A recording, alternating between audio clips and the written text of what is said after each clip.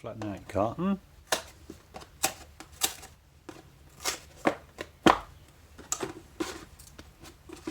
Chop top and the bottom off.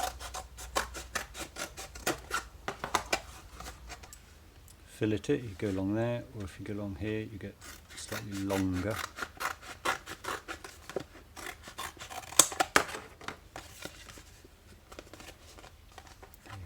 Aluminium on the inside. So it has a spine connecting the skull to the tail, and then there are like these little spines top and bottom that hold the fins and other little ribs together.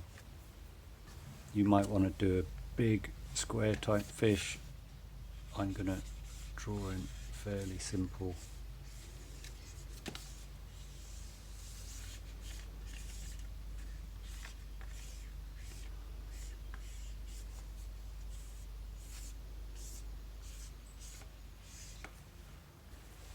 Keep spine, so there's the skull coming around, we've got a socket for the eye. Mouth's quite important. Keep the spine down the middle fairly straight and fairly thick.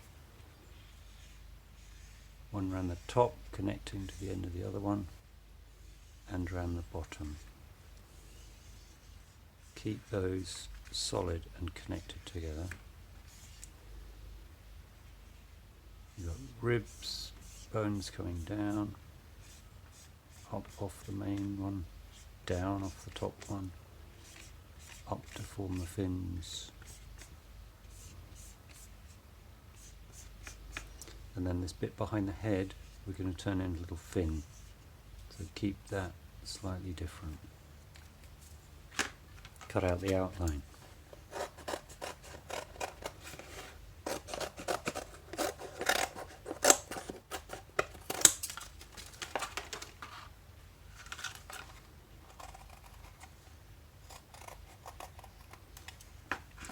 Got a couple of nice big bits come off. If you wanted, you could add them on later.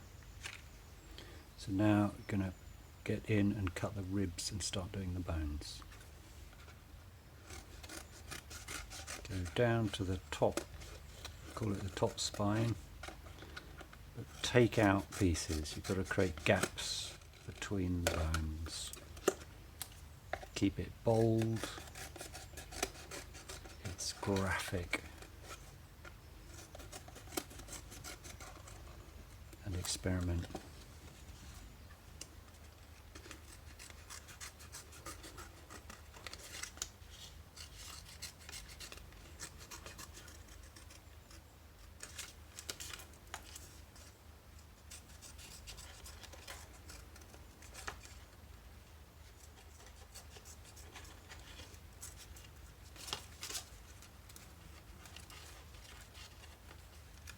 Now I'm going to cut inside, like in the rib cage. To get in there, might want to use one of the folds and just put a little nick in.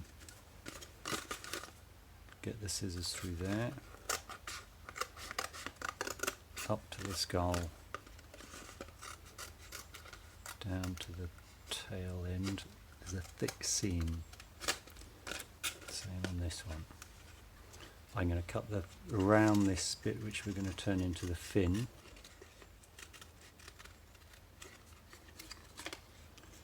Keep the thickness to the lower spiny bit.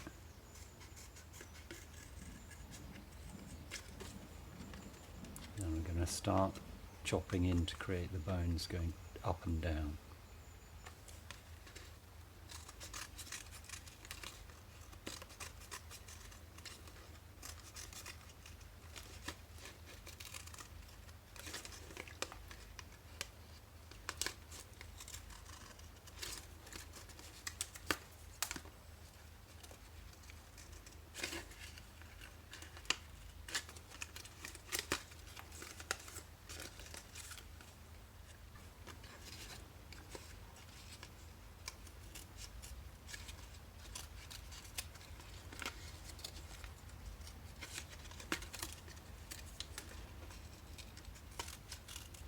Keep a bit of thickness to the top spine.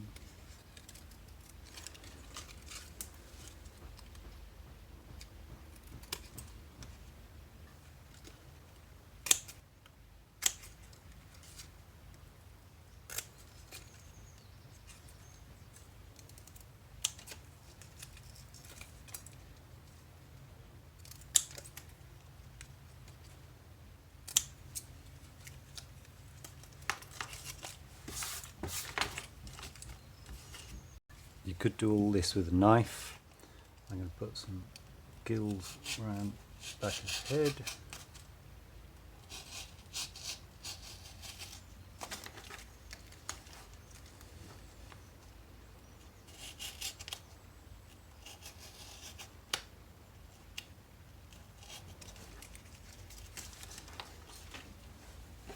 Okay, so then we're going to put a spine along using bamboo skewers.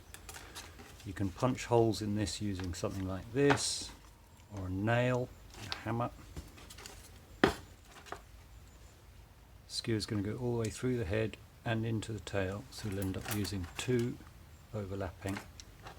If you try and poke it straight through, you'll struggle. Easiest to do it one at a time like this.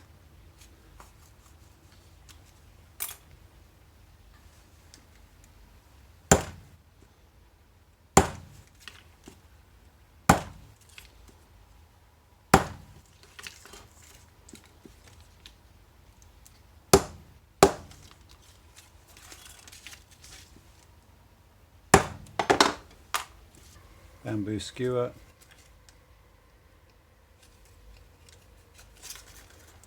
Thread it. Oh, made that one in the wrong place.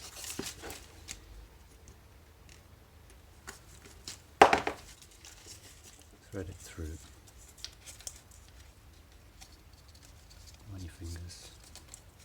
If you twist it as you push it, you want it as fairly tight fit. So it'll bunch up, and then you pull it along, flatten it out.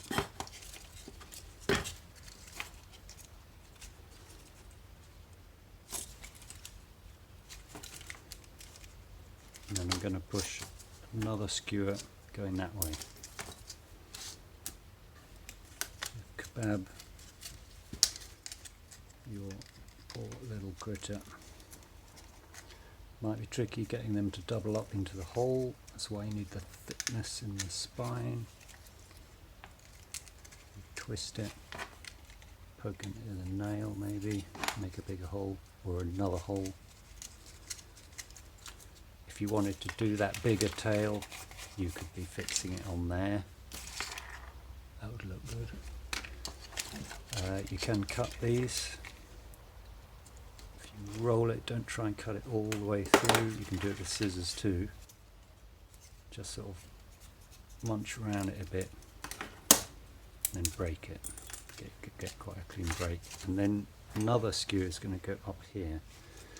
What's nice is the idea being that they work like little weather vanes. So if you keep this vertical one that it's going to be supported by, so that there's more body behind it than there is in front of it, then when the wind blows, hopefully the shoal might move together.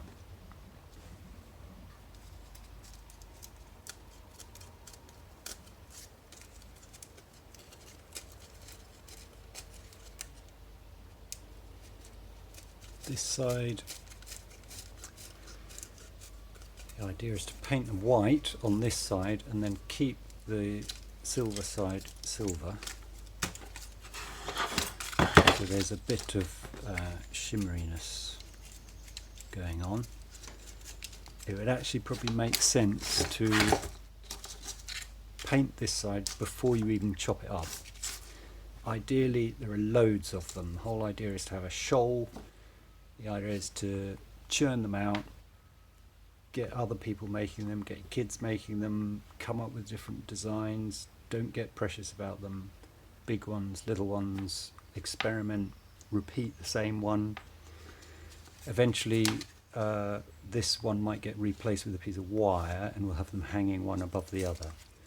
But please show us what you've done, give us a bit of feedback. I'll try and do more of these on other processes. Thanks, bye.